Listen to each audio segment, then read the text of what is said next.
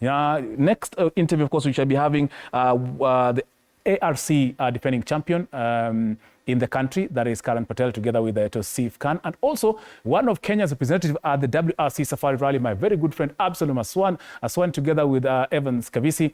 Amekuja pia na part of the crew that will be representing and, of course, taking us into the thrills and spills in Nairobi and Naivasha. But before that, my colleague Duncan Mutua was able, of course, to take time and interact with some of the drivers who are preparing for the WRC Safari Rally, which is the third round of the World Rally Championship, will be held on the 20th to the 23rd of this particular month in Nairobi and in Naivasha. Duncan, take it away.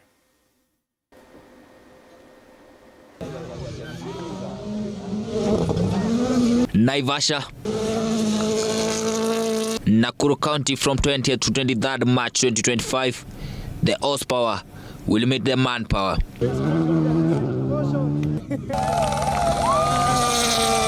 With just 24 days remaining for the World Rally Championship to take place in Kenya's Nakuru County, drivers are getting ready. KCB Racing Team driver Nikhil Sachani and his navigator Deep Patel have intensified their preparation for the third leg of the World Rally Championship Safari Rally. So we were just here out to feel the car, do some suspension settings, and just to get an overall gauge of what needs to be done just in preps for the safari. The test today is the only test we're going to do before the rally.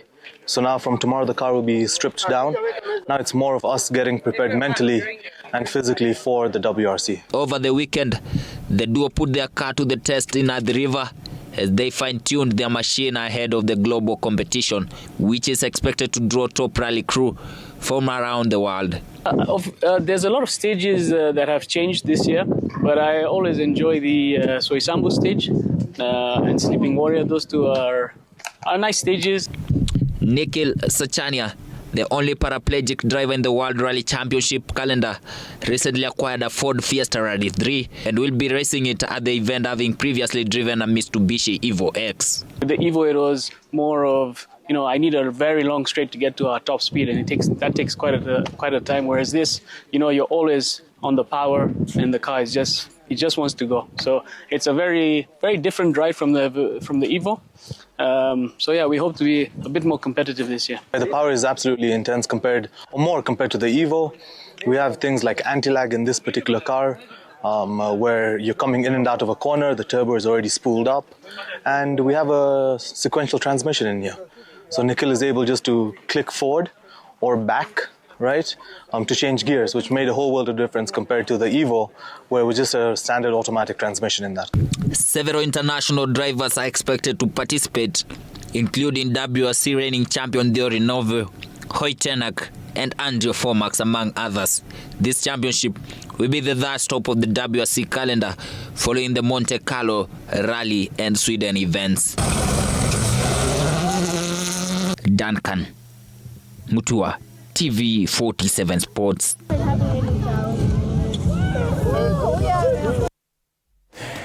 Well, of course, now that's motorsport. We're actually building up on 2025 WRC Safari Rally. Now, I have my very good friend who will be taking part in the WRC. That is Evans Kavisi, who is part of the KCB racing team.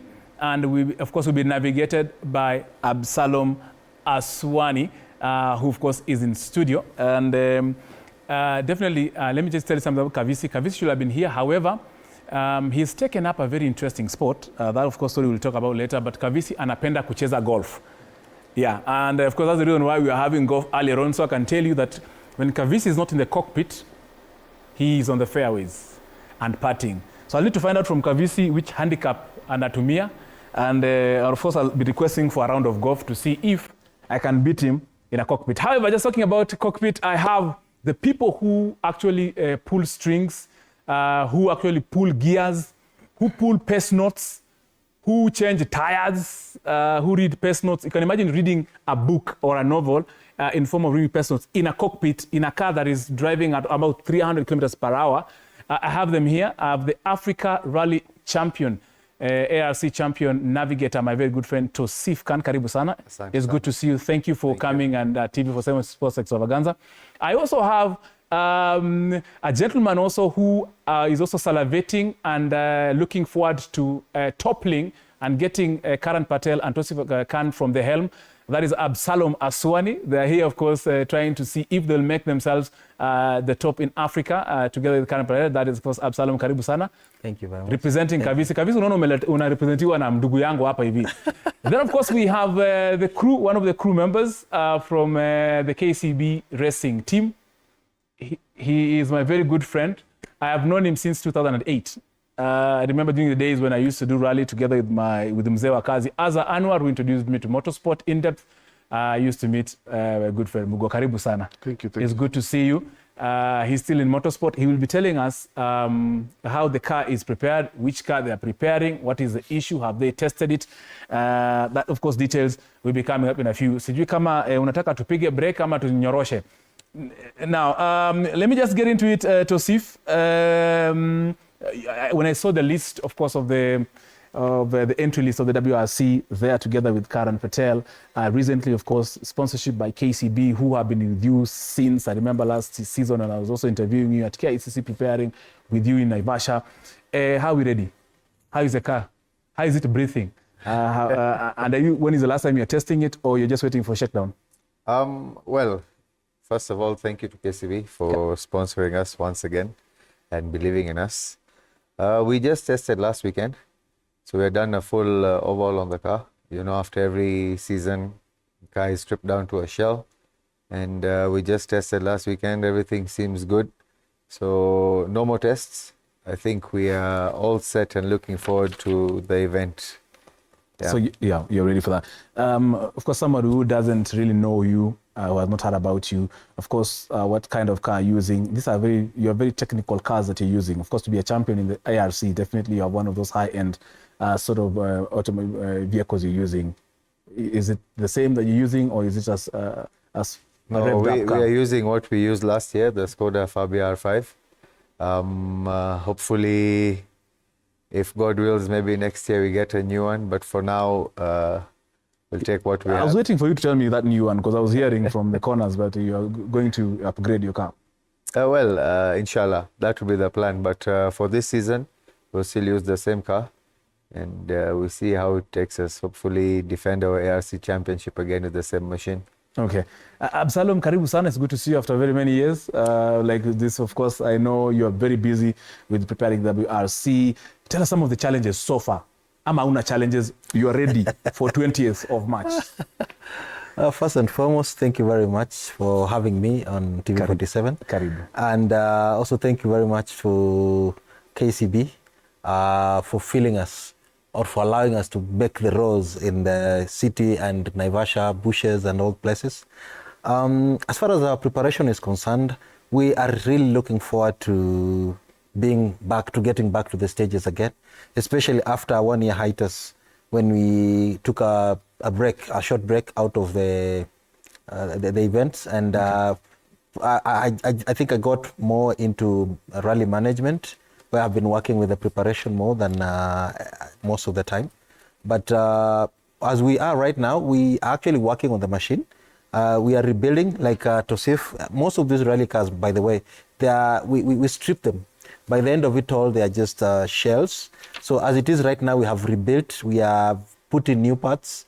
We are really hoping and looking forward to having a great run this time round as we look forward to meeting the bushes.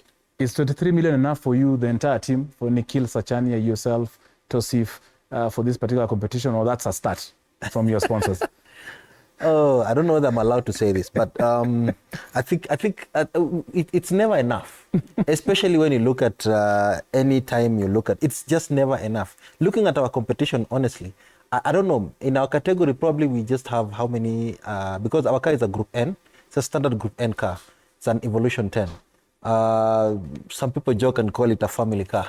So it's still a family car. They're lucky to be driving a proper rally-bred car, although all our cars actually came from factory, being prepared as rally cars. But of course, theirs is of a higher grade compared to us. They're on a different grade compared to us. On our grade is completely a Group N car, which probably by next year it will be out of homologation. So we hope to to make something with it. So we don't mind. At least with what we have, it's better having something than nothing at all.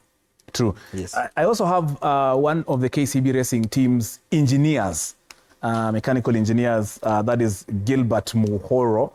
And Gilbert Mohoro knows the innings and the outsides of they're the champions of motorsport.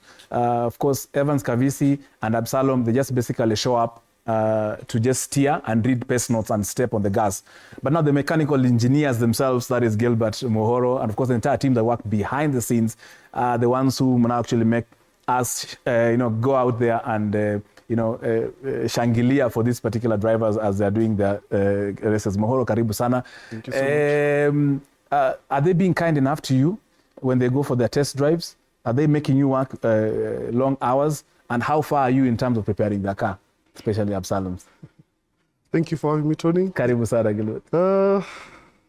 It's usually a very big task being at the garage, because there's always something new that has started.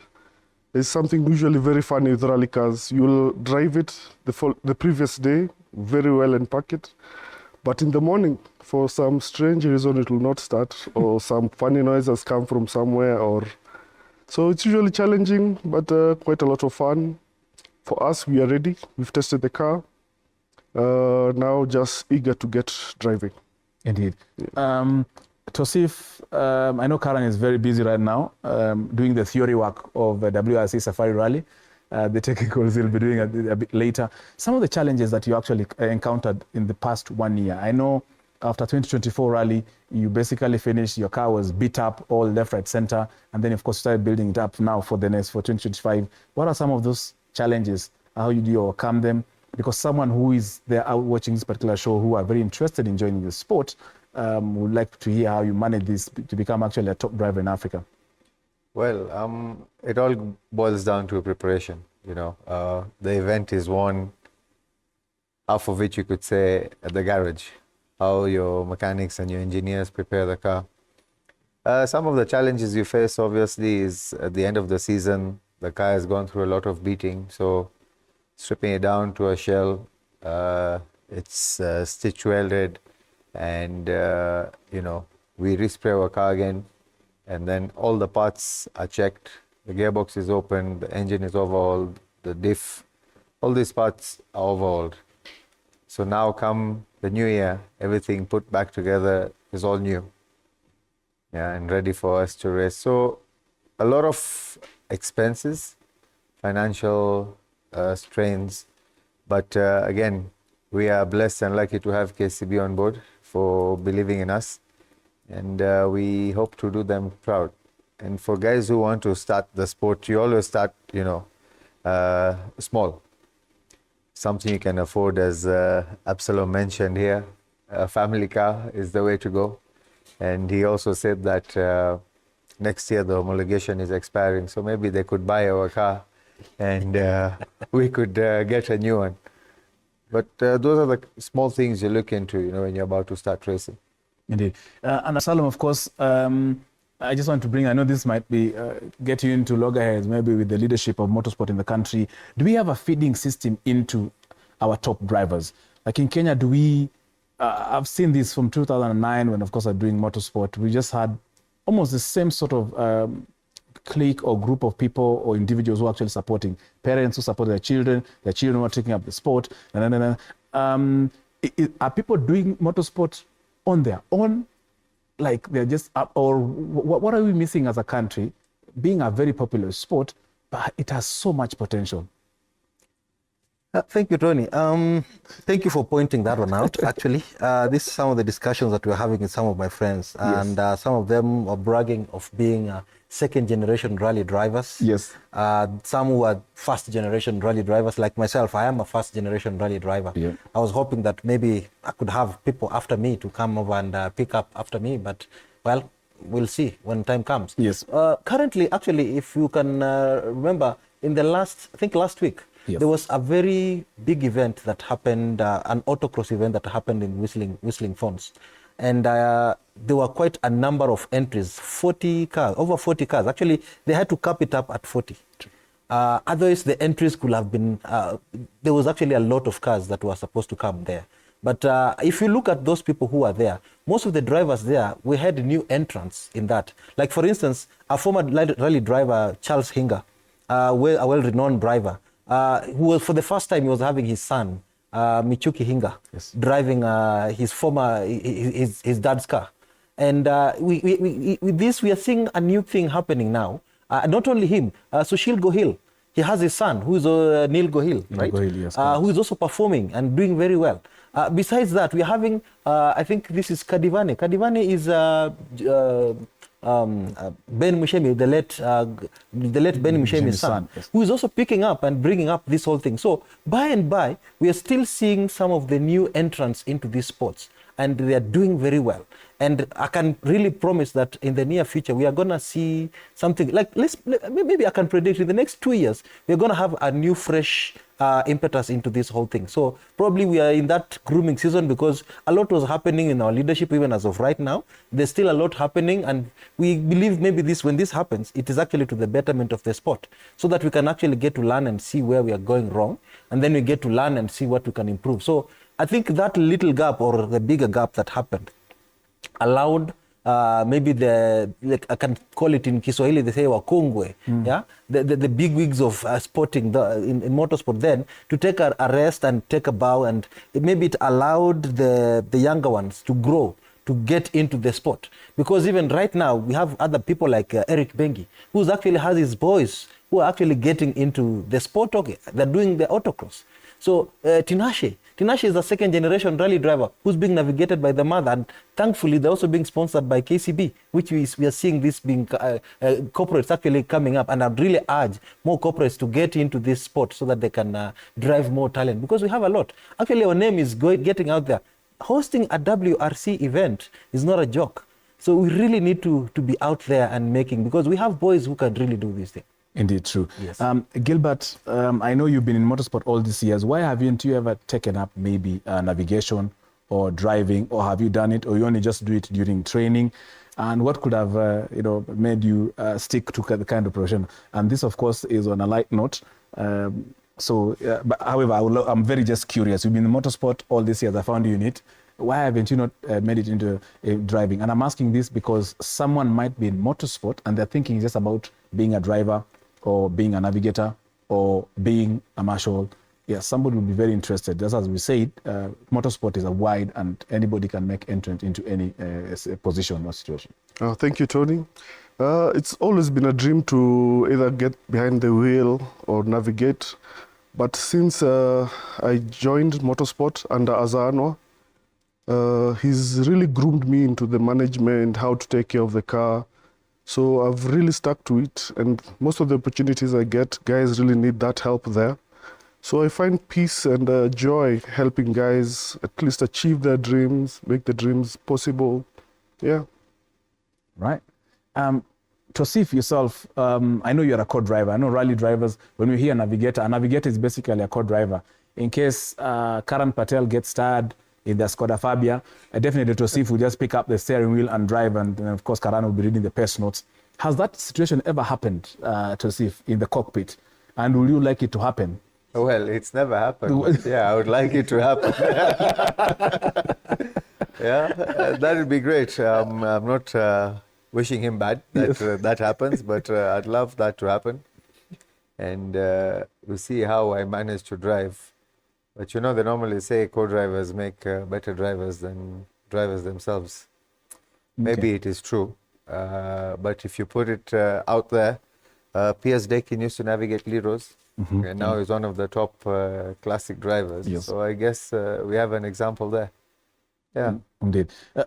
Something about Karan Patel that we don't know. I know when you're in the cockpit, the comms that you have are only limited to you inside there, maybe sometimes also just to the people who are in the technical area, maybe in your service team. Tell us something that we don't know about Karan Patel. Tell us about how he speaks, maybe when you've read the wrong pace notes. Tell us, just give us a situation whereby Karan Patel was not looking at you very well when you finished a section. Give us something about Karan. I'm sure Karan is watching this. Please, just I don't see you're fear. trying to get into the cockpit. I want to get into the cockpit because there's a lot that happens. Whatever happens in the cockpit stays in the cockpit, and that's why it's a healthy relationship. However, mistakes do happen. Sometimes you could call. I once called 5 or 3, and now since it's out here, we can talk about it. Yes, but we almost rolled at that corner. He managed to control the car, but he's very calm and composed. He didn't say anything. He didn't get mad. But of course, I was feeling bad. Like, how could I make such a blunder? We just moved on from there, and we finished the rally, and that ended. So he's quite calm and focused and composed. Even at times he could be in the stage and I'm reading notes. He's so quiet and so focused. He never responds to anything. I even have to ask him, are you okay? He'll just say, okay, yeah, because he's in his zone. Yeah. So I'm really blessed to have actually a driver like him who's really calm and composed. It makes a big difference to us co-drivers. You know, you actually feel safe in that area, whereby maybe you have some drivers who you make an error and he's going all out on you, which I find is not healthy, because automatically you put the co-driver under more pressure. Yeah, mistakes happen from everyone. We don't go out there saying the driver made this error, but a lot of times you'll find when a driver makes a mistake, he wants to blame the co-driver. There are times you come around corners and you watch people's videos, the driver is all over the place, he's lost control. That's not the co-driver's fault, you know. So I guess, or I believe the relationship I share with Karan is really very healthy. There's no blame game. Whatever happens in the car stays in the car. That's why 11 years going strong. Well done for that. Absalom, would Kavisi say the same about you? And will you say the same about Kavisi? And do you feel safe when you guys are in that cockpit? I think like what my teammate said here, it is very true actually. Like what he said, what happens in the cockpit remains there. There are times when I can only, maybe some of the few things I can always remember. There's one time we were doing the classic rally. It was normally very tiring, and it was not a bad moment. But I can remember there's this time we came off our corner, I think those sides of Voi, because we were headed to Mombasa from Nairobi, Nanyuki, going all the way to Voi, and then through Voi and then all the way to Mombasa. And we came through a corner, and it was very, very, very interesting that it was a corner and there was a jump immediately after the corner. So when we came through the corner, I first saw I had read the note, but because, you know, with the classic, the notes are not the same. They're not pace notes. Those are tulip notes, and they're danger notes mostly, just alert you what is coming and the interdistances. So that's what was happening. And then when we came off the corner, I saw a drunk. Either it was a drunk or a madman. I don't want to call you a madman, but somebody who's... Because in such cases, I had to look at it that way, because, I mean, that was crazy. And this guy was right stuck in the middle of that corner. Ooh. And the car was coming too fast. You know, you can't do anything after that. Yes. So we came in, and I don't know what happened. I just froze, because I knew what was going to happen. Evans also saw it, and he almost froze. So the car took the jump, and then I remember us looking at each other, and because we couldn't talk. We couldn't talk because we were looking at each other and hoping that this car will somehow land on its 4 and then we'll proceed. But then we went into the bush and then came back. I remember I didn't call another note after that. We kept quiet, and then he was like, yeah, let's go. We know what happened. I mean, there's still been a moment for us. But in this other side of our normal now fast rally car, I think we have not had those moments where we've had such issues. It's just a matter of, because we air, most of those issues we air them out during recce. So maybe during the event, maybe just that sometimes I tell him, hey, don't do this. And then when he finds himself under such conditions, he would mostly like, hey, I'm sorry about that. And then that's okay. We understand because it can happen. There are times when I would say right instead of saying left. And then again, it is like, whoa, what was that again? You know? But then it works. But we understand, we work with each other because I would go back and then we correct it. But then like you said again, for me, I have a problem, I think. Whenever I sit with the driver and he talks, I lose him. I lose my notes. So the drivers I sit with, actually, most of the time they behave. They keep quiet. They only talk to me once I've asked them to talk to me. If they talk before then there is an error. I lose myself. I lose my notes completely. So I really need a focused driver. And Evans has really played a very, very good driver at that. Now I see the order of protocol in that cockpit. The navigator is the most powerful person. They are not allowed to talk. Follow, just listen to that. Gilbert, I'm sure you're part of the team, the entire team that supports the KCB racing team. Will you just kindly just take us through in a summary of who does what and when? And of course, you can name the names because you know they are watching. They'll be very happy, of course, to hear that you actually was able to appreciate and acknowledge the kind of work they do. Specifically, who they do, how they do it, because so that someone can have a view of what happens behind the scenes. Okay, before service, when a car is from the stage, I usually go talk to the driver. Hear, okay, I either hit something here or there was a funny noise somewhere there. So in a team, we're actually like 4 people, and each person has his own corner that he's supposed to, like the right, left. So like for our team, we have a guy called Mayaka. So Mayaka is like the head mechanic. He's assisted with another mechanic called Onyango. So every response I get from the driver, I go talk to them before he comes into the service park. We plan the whole team, so you'll go to the engine bay, you'll go to the right tire, left tire, so and so that we maximize our time because we are actually under time, like 20 minutes or 30 minutes. So whatever work we need to do has to be done at that time and as quickly as possible. Because the more we take time, we get fined. We get fined time, and now that gets cut off from our overall time, and we lose. Indeed. Now at least you have an idea of that. As we almost wind up, Tosif, let me bring you into it. You've mentioned, do we have a feeding? Are you feeling lonely in of course, in ARC or at the top there in a national competition? Or is there something being done to feed into Tosif so that when Tosif is 70 years old and he's just basically signing checks, no longer doing pest notes, do you think there will be that handover? Is there that handover? We actually have a lot to do. Personally, I feel for co-drivers, we lack.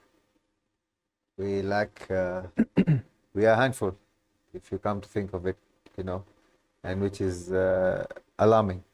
I was actually having this discussion a few days ago with my fellow co-drivers, just a few of us, and we were discussing the same thing. Like after us, who's next? We could actually name them on our fingertips. So we need to try and do something to get these people out there. Like for how long am I going to race? How long is Absalom going to race for? We need to pass this knowledge that we have on to the next generation. Yeah, so you can breed champions. I mean, I'd love to see more champions coming out there. As you mentioned a few minutes ago, it's quite boring racing alone in the ARC. That's what happened last year. So this year we are hoping for more competition. We've seen a few new cars here and there. So let's hope they come and challenge us in the ARC. It'll be quite fun. True. Absalom, as you wind up 1 minute and a half, how actively are you engaged in nurturing the next generation? That's a good question.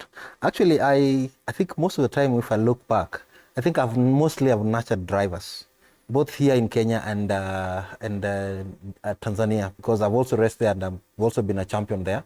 I have groomed the champion, one of the champions there, and he ended up winning a championship and then came back here. And then there are also others who are in Tanzania who have also groomed, but as drivers. Like what Tosif said, navigators end up being one of the best drivers because you tend to see and know exactly what to do, when to do it in a rally car.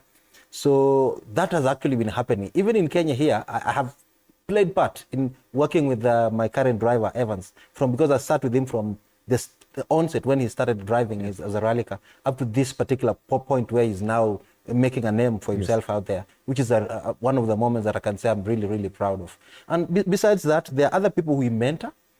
We talk to whenever they come to us. They are like, hey, what can I do so that I can also get into this? And we guide them. We tell them, hey, look, you can either come around, either when we are doing our tests, when we are doing whatever it is we are doing in the garage, you can actually come and just ask around some questions. You can get to learn how to write pest notes, how to read pest notes, and then you'll get to understand that. But you see, most people, unfortunately, they all want to be drivers. None of them want to be navigators. So, but then maybe due to the economics, that's what will lead somebody to, because for a driver, you must have money to buy the car. But it's easier to get into rallying as a navigator, because then you just have to learn the skills. But then you must have the balls to handle that, the speed and all that requires for that, you get. So at this particular point, I would say I'm actually working with the event director for WRC, who has a son who's actually involved in karting.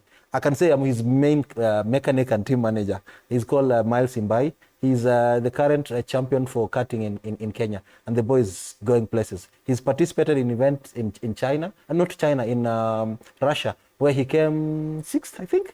Mm-hmm. Yeah, and that's a promising thing. So it means in the future, if we can look at that sporting, because karting is almost like the grassroots of motorsport. Because after then you can go to autocross, and then you can move on to rallying and all that, whichever, or even Formula One.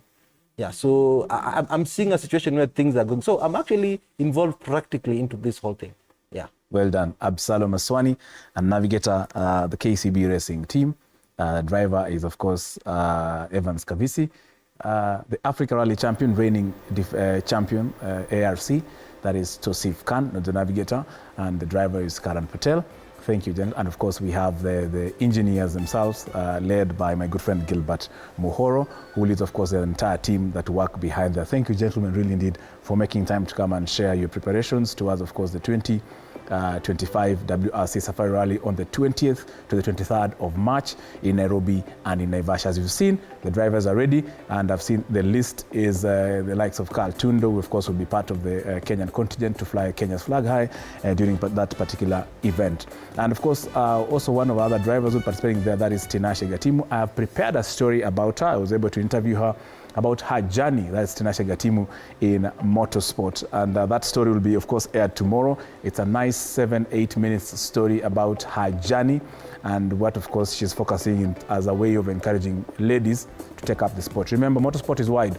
You can be a marshal, you can be a timekeeper, you can be a navigator, you can be all sort of things in motorsport. So indeed, it creates job opportunities. Thank you, gentlemen, and of course for making time, and the entire motorsport fraternity. We're taking a very short break. We'll be back. There is a very important football tournament for women. The Path to Russia Community Football Tournament will be taking place next week on the 7th and 8th in Nairobi and in Kiambu. I have the event director, I have the event coordinators, and definitely they'll be here to share that story where women in, of course, our community centers in Nairobi will be taking part in that competition to win lovely prizes courtesy of Russia. That will be coming in a bit, but we're taking a very short break. We'll be back.